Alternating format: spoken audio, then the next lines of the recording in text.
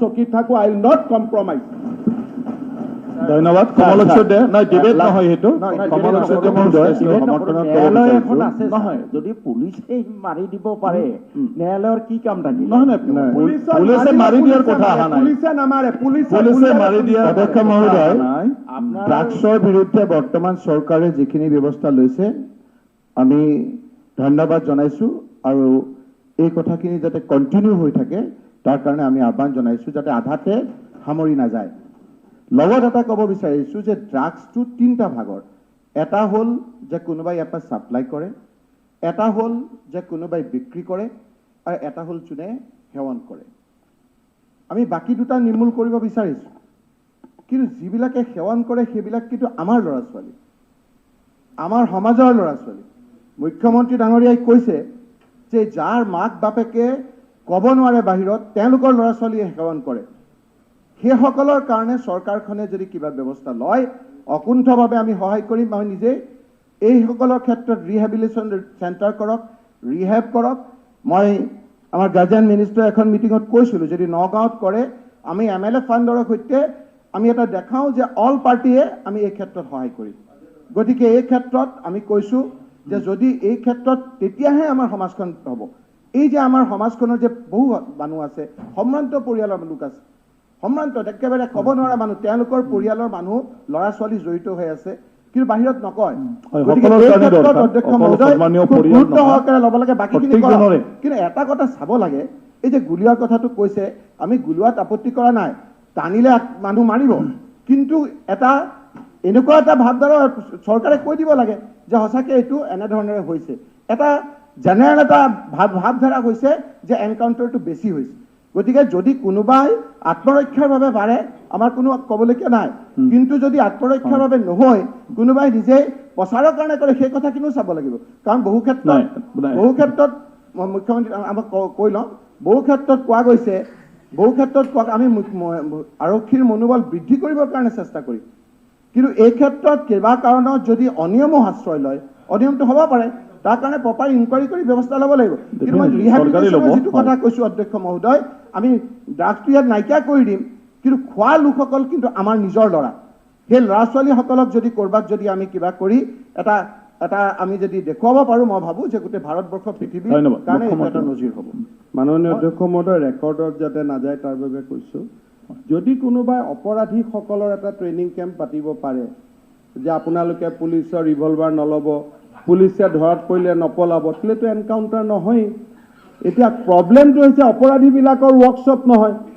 এতিয়া তেওঁলোকে আহে নিজৰ মতে যে পলাবৰ কাৰণে ৰিভলভাৰটো কাঢ়ি লয়, গুলিয়াব খোজে। কোনোবাই এনেকুৱা আছে, নলবাৰীত কেইদিনমান আগতে এজন ব্যক্তি গুলি খাই মৰিছে, তেওঁ অন ৰেকৰ্ড পুলিচক পিটি ওলাই যোৱা আছে যোৱা বছৰটোত। বৰক্ষেত্ৰী সমষ্টিত দিগন্ত বৰ্মন ডাঙৰীয়াই জানে, তেখেতে সদনত কওক, মাৰি পেলাই পুলিচক পিটি মাৰি ওলাই গৈছে। আগত কথাটো আছিল যে পিটিলেও মাৰিলেও বিধানসভাত ক্ৰিটিচিজিম হ'ব, গতিকে পুলিচে একশ্যন ল'ব নোৱাৰে, পুলিচে মৰিব। সেইটোতো মই মোৰ ফ'ৰ্চক এৰি দিব নোৱাৰোঁ, সেইটো নহ'বই। গতিকে ক্ৰাইম যেতিয়া বেছি হৈছে, পুলিচ একশ্যনো বেছি হৈছে, এনকাউণ্টাৰটো বেছি হোৱা নাই, এৰেষ্ট বেছি হৈছে। 11,800 ল'ৰা ছোৱালী এৰেষ্ট হৈছে, আমি আইনত লৈ যাম।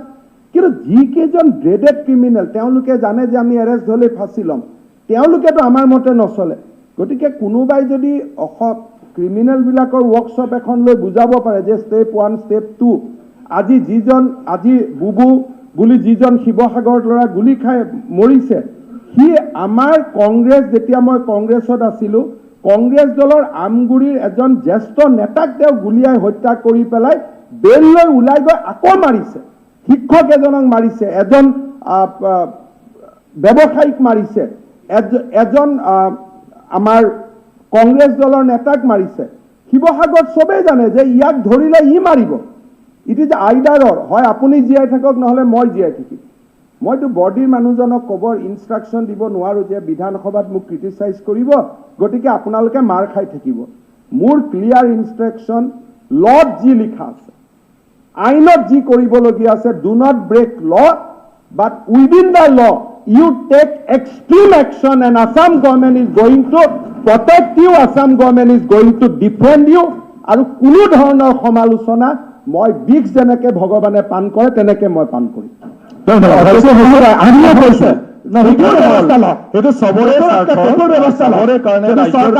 তেনেধৰণৰ অপবাদসকলৰ যদি কিবা ট্ৰেইনিং কেম্প পাৰিব পাৰে তাকো কৰক, আমি বিচাৰিছো, কিন্তু থাকি তেনেকুৱা ব্যৱস্থা লওক, আমিও কৈছো লওক, আইনৰ গতি বাহিৰত থাকি তেনেকুৱা ব্যৱস্থা নলওক, সেইটো কথাও কৈছো। ধন্যবাদ।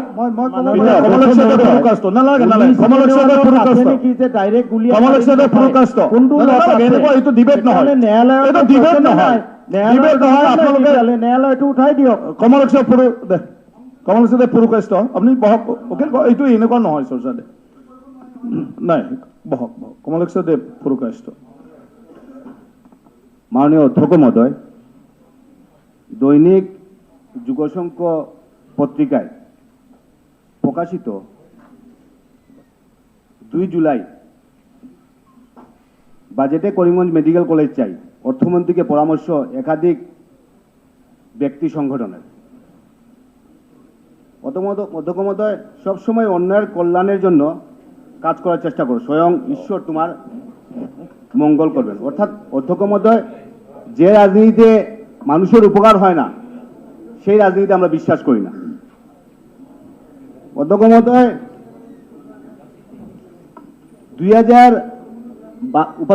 2012 থেকে, অর্থাৎ তৎকালীন মুখ্যমন্ত্রী প্রয়াত তরুণ গগৈ মহাশয় যখন ছিলেন, তখন আমাদের বর্তমান মুখ্যমন্ত্রী স্বাস্থ্যমন্ত্রী ছিলেন এবং উনি করিমগঞ্জে যান এবং ওখানে গিয়ে তখন থেকে একটা পরিকল্পনা চলছে যে করিমগঞ্জে একটা মেডিকেল কলেজ করার জন্য। উপাধ্যক্ষ মহোদয়, 18 সাল অবধি 6টা মেডিকেল কলেজ ছিল এবং 11তে যখন কংগ্রেস পরিচালিত সরকার ছিল তখন আরো 4টা মেডিকেল কলেজ হয়, অর্থাৎ 18তে গিয়ে আরো 4টা মেডিকেল কলেজ আসামে উদ্বোধন করা হয় এবং তারপর আরো 4টা কলেজ বাজেটে অ্যানাউন্সমেন্ট করা হয়। উপাধ্যক্ষ মহোদয়, দুঃখের সঙ্গে বলতে হচ্ছে যে সবটি মেডিকেল কলেজের কাজ শেষ এবং এই 4টা মেডিকেল কলেজের কাজ চলছে, কিন্তু করিমগঞ্জের মেডিকেল কলেজের কোনো পাত্তা নেই। উপাধ্যক্ষ মহোদয়, সবচেয়ে বড় ব্যাপার হচ্ছে গিয়ে যে আৰু সেয়া পোনপটীয়া সম্প্ৰচাৰ আমি দেখুৱাই আছিলোঁ সদনৰ মজিয়াৰ পৰা, আৰু সদনত তাত বিভিন্ন বিষয়ৰ ওপৰত চৰ্চা চলিল, কিন্তু মূলতঃ ড্ৰাগছৰ বিৰুদ্ধে আৰক্ষীয়ে যি ধৰণৰ অভিযান চলাই গৈছে সেই সন্দৰ্ভত আচলতে স্থান লাভ কৰিলে, আৰু মুখ্যমন্ত্ৰীয়ে সকলো কথা বিৱৰি কৈছে যে কি ধৰণে কিমান ড্ৰাগছ ধৰা হৈছে, কেনেকৈ ড্ৰাগছে যুৱ প্ৰজন্মক তিল তিলকৈ মৃত্যুমুখলৈ ঠেলি দিছিল, আৰক্ষীয়ে কি ধৰণৰ ব্যৱস্থা গ্ৰহণ কৰিছে। সময় এটা বাণিজ্যিক বিৰতিৰ। সদনতটো নতুন, গতিকে শিকি ল'ব লাগে। মানে মন্ত্ৰী এজনে ইয়াতে নিদিয়ালৈকে সেইটো অফিচিয়েলি বাহিৰত যাতে সেইকাৰণে মই নাজানো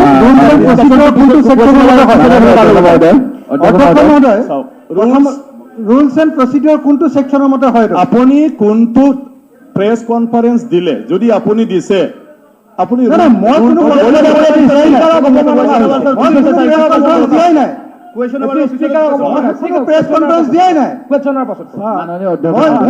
কোনোবা সাংবাদিকে কিবা প্ৰশ্ন কৰিছে তাৰ বাহিৰে মই কোনো প্ৰেছ কনফাৰেন্স ইয়াত ক'ত দিম। 2 নম্বৰ, আপুনি ক'ব নোৱাৰে, ভালকে পঢ়ক, আপুনি জোৰ কৰিব লাগিব। অধ্যক্ষ মহোদয় মোক জনাই দিয়ক, অধ্যক্ষ মহোদয় মোক জনাই দিয়ক, অধ্যক্ষ মহোদয় মোক কথাটো জনাই দিয়ক কোনটো ছেকশ্যনত আছে, কথাটো জনাই দিলে মই কৰিম। সেইটো অনাৰেবল এলপি কৈ আছে, অনাৰেবল এলপি কৈ আছে, যিখিনি দেখা পাইছোঁ কেতিয়াও কিন্তু কুৱেশ্যনৰ এনচাৰটো আগতে পোৱা নাই, কাৰণ এইটো এছেম্বলিৰ সচিবালয়ৰ হয়, সেই গতিকে ইয়াতহে লে কৰে, কিন্তু কুৱেশ্যনটো পাওঁ। এতিয়া কেনেকৈ এজন বিধায়কে কৈছে কুৱেশ্যনৰ এনচাৰটো আগত গৈ পালে, সেইটো আপুনি চাব লাগিব, সেইটো চাই ল'ব যদি সঁচা হয়, আৰু নহয় যদিতো এইটো কোনো ইছ্যুৱে নহয়, কাৰণ কুৱেশ্যনটো পোৱা যায় কিন্তু এনচাৰটোতো পোৱা নাযায়, উত্তৰ পোৱা নাযায়। আজি এগৰাকী বিধায়কে কৈছে যে উত্তৰটো বাহিৰত টিভিত টেলিকাষ্ট হৈছে, এইটো আমি চাব লাগিব এইটো কথা।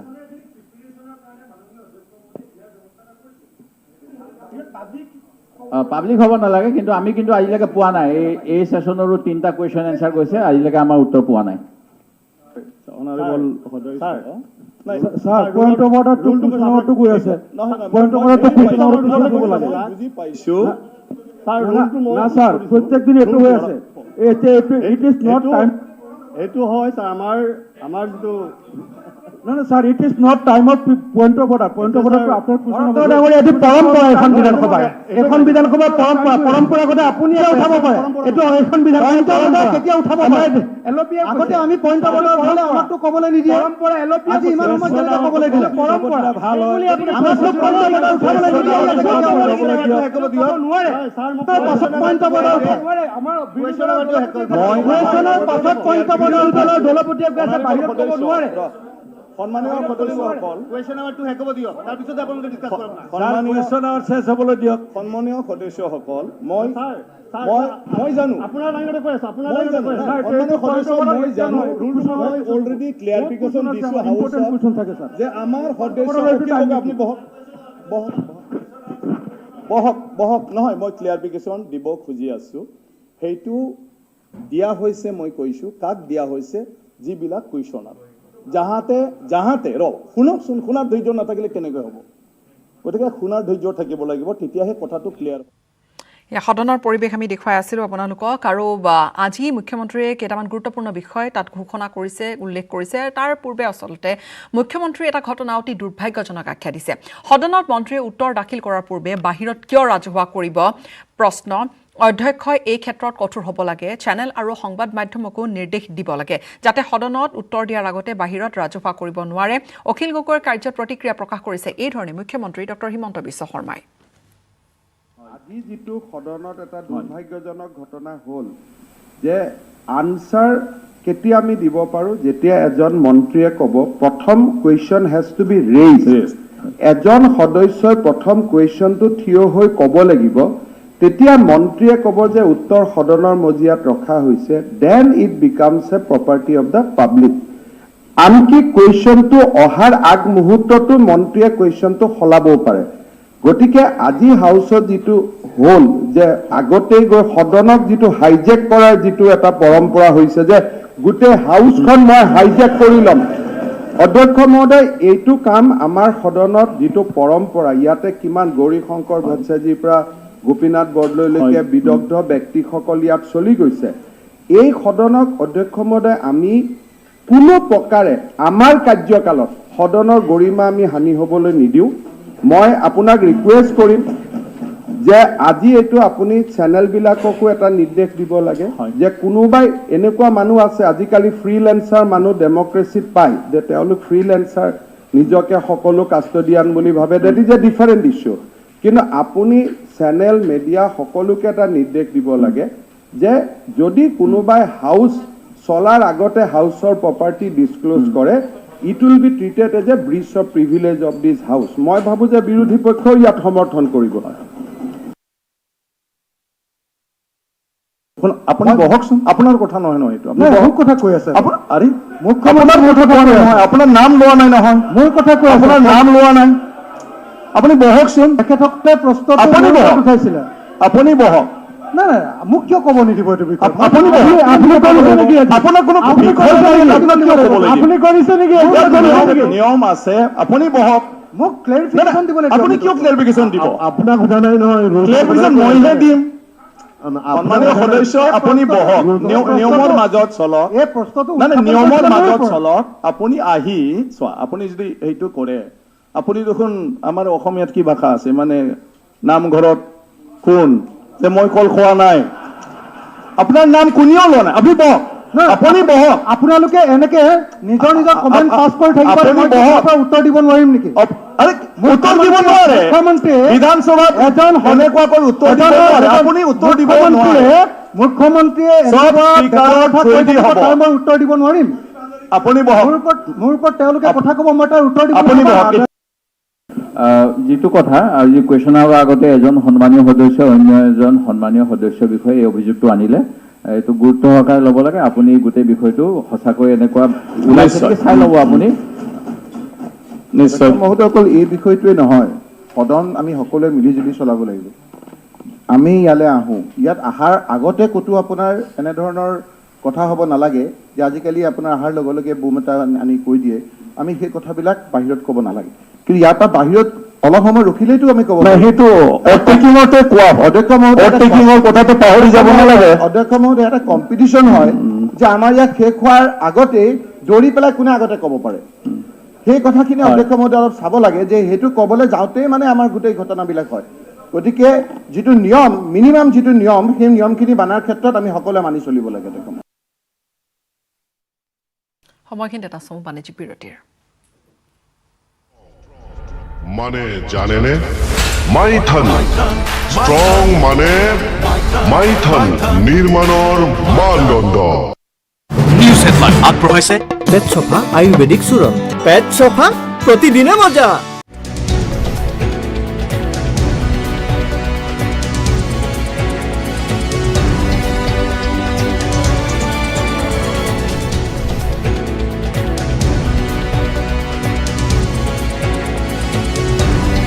নিউজ হেডলাইন আগবঢ়াইছে পেট চফা আয়ুৰ্বেদিক চূৰণ। পেট চফা প্ৰতিদিনে মজা।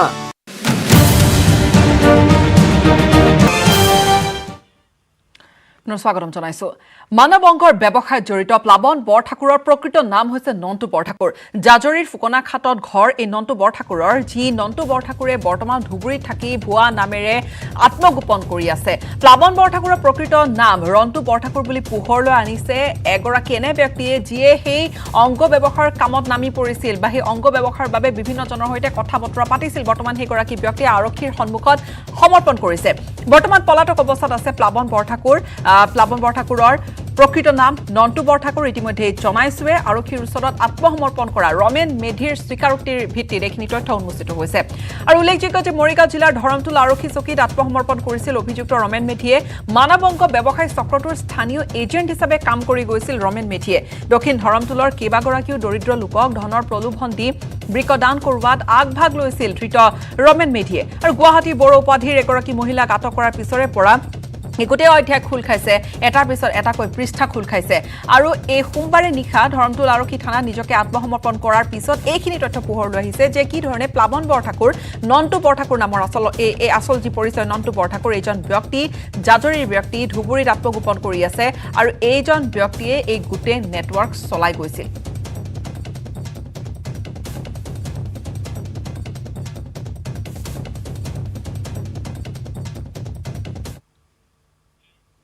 শোণিতপুৰ জিলাত কোভিড সংক্ৰমণ বৃদ্ধিত প্ৰশাসনৰ বিভিন্ন নীতি নিৰ্দেশনা জাৰি কৰাত গোপালকসকলক এতিয়া কৰবাত বিপদত পৰিছে।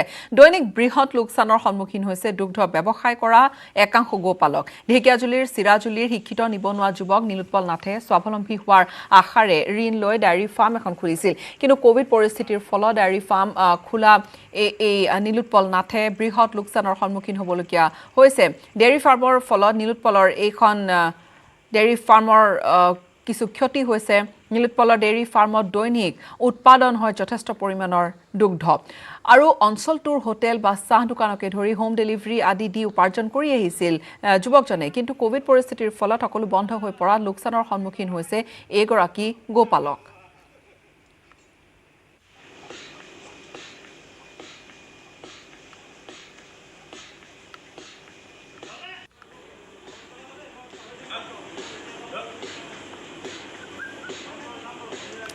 আৰু এই ডেয়াৰী ফাৰ্মখন খুলি এই ধৰণে গোপালকগৰাকীয়ে নীলোৎপল নাথে যথেষ্ট আশা কৰিছিল। কিন্তু এই মুহূৰ্তত বহুখিনি বাধা আহি পৰিছে। আৰু এই সন্দৰ্ভত তেওঁৰ সৈতে কথা পাতিছিল আমাৰ মিছামাৰীৰ সাংবাদিক হৰেণ ভূমিজে। হয়, নিশ্চয়কৈ লকডাউনৰ বাবে যিসকল গোপালক, এই গোপালকসকল সমস্যাৰ সন্মুখীন হ'ব লগা হৈছে। কিয়নো প্ৰশাসনে গাখীৰ বিক্ৰীৰ ক্ষেত্ৰত কোনো ধৰণৰ নিষেধাজ্ঞা জাৰি নকৰিলেও আচলতে হোম ডেলিভাৰী দিবলৈ চৰকাৰে নিৰ্দেশনা দিছে গাখীৰ বিক্ৰীৰ ক্ষেত্ৰত, যাৰ বাবে আচলতে গোপালকসকলে সমস্যাৰ সন্মুখীন হ'ব লগা হৈছে। কিয়নো হোটেল বিভিন্ন যি আচলতে সেইসমূহ বন্ধ আছে, যাৰ ফলত আচলতে গাখীৰ তেওঁলোকে বিক্ৰী কৰিব পৰা নাই, গাখীৰ বিনষ্ট হৈছে, যাৰ ফলত আচলতে গোপালকসকলে এক প্ৰকাৰে সমস্যাৰ সন্মুখীন হৈছে। মই কথা পাতিম নীলোৎপলৰ সৈতে। কওকচোন, কেইজনী গাই আছে? মোৰ বৰ্তমান 7জনী হলেষ্টাইন, এজনী জাৰ্চি আছে। কিমান গাখীৰ উৎপাদন? প্ৰত্যেকজনী গাই এভাৰেজ আপোনাৰ 20 লিটাৰকৈ দিয়ে। তো আপোনাৰ 120, 130, 140লৈকেও যায়। বৰ্তমান সময়ত সেয়া আৰু ডোৰ টু ডোৰ বিক্ৰী কৰা হয় 50ৰ পৰা 60 লিটাৰমান, কিন্তু বাকী যোনখিনি অৱশিষ্ট গাখীৰখিনি 70ৰ পৰা 50 লিটাৰ গাখীৰ ধৰি লওক এতিয়া তেনেকৈ কি কৰা যায় ফটককৈ গমো পোৱা নাযায়, আৰু ফটককৈ SOPবিলাক আজি দিয়ে কালি দিয়ে ফটককৈ দি দিয়ে, আমি গম নাপাওঁ। কিয় প্ৰথম দিনাখন দিছিল খোলা বুলি, কিন্তু তাৰ নেক্সট দিনাখনে আকৌ SOPটো চেঞ্জ হৈ গ'ল। তেতিয়া আমাৰ অসুবিধা হয় দিয়কচোন। 50-60 লিটাৰ গাখীৰ মিনিমাম কম নহ'লেও আপোনাৰ প্ৰত্যেক লিটাৰ 50 লিটাৰকৈ হ'লেও 18,000 টকা আপোনাৰ 6 দিন। এই প্ৰথম 6 দিনত মোৰ 18ৰ পৰা 20,000 লিটাৰ, 18ৰ পৰা 20,000 পেলাই দিয়া হোৱা নাই। এতিয়া পেষ্টাৰাইজ কৰিবলৈ মোৰ বৰ্তমান সেইখিনি আহিলা নাই, আৰু পেষ্টাৰাইজ কৰিবলৈ সেইখিনি কৰিবৰ কাৰণে অকণমান ধৰি লওক অৰ্থৰো দৰকাৰ, সেইখিনি বৰ্তমান কৰিব পৰা নাই। কিন্তু তাৰ বাদে এতিয়া আপোনাৰ পনীৰ বনোৱা হৈছে। এতিয়া পনীৰ ধৰি লওক আমাৰ ইয়াৰ ৰাইজে তেনেকৈ নাখায়ো, সেইটো কাৰণে মানে কি আৰু অসুবিধা হৈছে, ভালেখিনি অসুবিধা হৈছে। উপাৰ্জনটো কমিছে, চলোৱাই টান হৈ গৈছে মানে। হয়, আচলতে এইসকল গোপালক এতিয়া চৰকাৰী কিছু নিৰ্দেশনাৰ বাবে তেওঁলোকে যথেষ্ট সমস্যাৰ সন্মুখীন হ'ব লগা হৈছে। গাখীৰ আচলতে যেনেধৰণে তেওঁলোকে বিক্ৰী কৰিব লাগিছিলে সেইসমূহ আচলতে বহু কিছু সমস্যাৰ বাবে আচলতে বিনষ্ট হৈছে, যাৰ ফলত দৈনিক তেওঁলোকে লোকচানৰ সন্মুখীন হৈছে। বঙাইগাঁৱত অবৈধ সুৰাৰ ঘাটিত নিশা আৰক্ষীয়ে চলালে অভিযান। বঙাইগাঁৱৰ চপৰাকাটাত আৰক্ষীয়ে অভিযান চলাই বৃহৎ পৰিমাণৰ বিলাতী সুৰা জব্দ কৰিবলৈ সক্ষম হৈছে। 31 নম্বৰ ৰাষ্ট্ৰীয় ঘাইপথৰ দাঁতিত থকা গেলামাল দোকান এখনত বিলাতী সুৰাৰ ৰমৰমীয়া ব্যৱসায় অব্যাহত ৰাখিছিল, আৰু আনকি দোকানখনৰ কাষৰ কোঠাত বাৰ সদৃশ সুবিধাৰে খোৱা বোৱাৰ সুবিধাও প্ৰদান কৰা দেখা গৈছিল। আৰু কৰোনা মহামাৰীৰ ভয়াৱহতাৰ মাজতে চৰকাৰী নিৰ্দেশনাক উলংঘা কৰি এইধৰণে বিলাতী সুৰাৰ অবৈধ বেহা চলাই থকাৰ খবৰ লাভ কৰি দোকানত আৰক্ষীৰ দলে অভিযান চলায়। অভিযানত বিভিন্ন ব্ৰেণ্ডৰ 25 কাৰ্টনকৈ বিলাতী সুৰা জব্দ কৰাৰ লগতে বিকাশ অধিকাৰী আৰু উজ্জ্বল দাস নামৰ দুজনকৈ যুৱককো আৰক্ষীয়ে আটক কৰিছে। চাপৰাকাটা এখন যিটো পাঞ্জাবী ধাবা আছে তাৰ কাষত এটা আমি গোডাউনত চাৰ্চ কৰোঁ, আৰু তেতিয়া যথেষ্ট পৰিমাণৰ বিলাতী সুৰা পাবলৈ সক্ষম হৈছোঁ।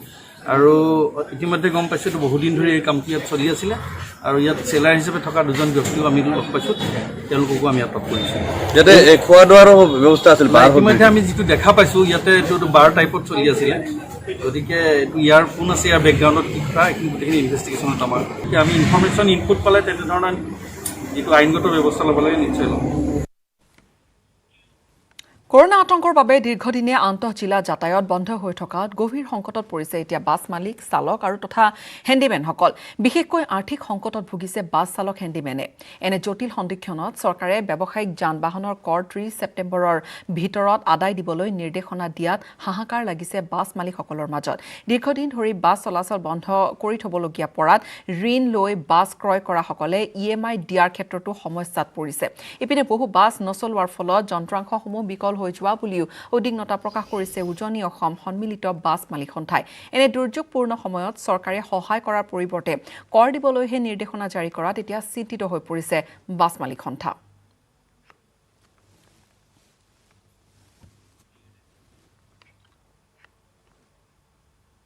আৰু এই সন্দৰ্ভত এক প্ৰতিবেদন আগবঢ়াম আমাৰ সাংবাদিক প্ৰদীপ গগৈ। ৰাজ্যৰ অন্যান্য প্ৰান্তৰ লগতে শিৱসাগৰ জিলাতো বাছ মালিকসকল যথেষ্ট ক্ষতিৰ সন্মুখীন হৈছে, যিহেতু দীৰ্ঘদিনৰ পৰা আজি কেইবামাহ ধৰি বাছৰ চলাচল আন্তঃজিলা বন্ধ হৈ আছে, যাতায়াত বন্ধ হৈ আছে। সেয়ে শিৱসাগৰৰ বাছ আস্থান দেখা গৈছে শাৰী শাৰীকৈ বাছসমূহ ৰখাই থোৱা হৈছে। কোনো ইয়াৰ ফলত বন্ধ হৈ থকাত যথেষ্ট ক্ষতিৰ সন্মুখীন হৈছে বাছ মালিকসকল। তেওঁলোকৰ যি ঋণ লৈ থোৱা আছিলে সেই ঋণ প্ৰদানতো সমস্যাৰ সন্মুখীন হৈছে, আৰু যিবিলাক কৰ্মচাৰী জড়িত হৈ আছিলে সেই কৰ্মচাৰীসকলক যিটো মাহিলী খৰচ দিব লাগে তাৰ সেই ক্ষেত্ৰত যথেষ্ট সংকটৰ সন্মুখীন হৈছে। মই বৰ্তমান ইয়াৰে এগৰাকী বাছৰ মালিকৰ পৰা জানিব বিচাৰিম কেনেধৰণৰ সমস্যাৰ বৰ্তমান সন্মুখীন হৈছে। ধন্যবাদ নিউজ 18 অসমলৈ আপোনালোকে আহি আমাৰ ওচৰত যে এইখিনি যে কৰিব বিচাৰিছে তাৰ ইয়াৰ সৈতে সময় হ'ল বাতৰিৰ পৰা বিদায় লোৱাৰ। নমস্কাৰ।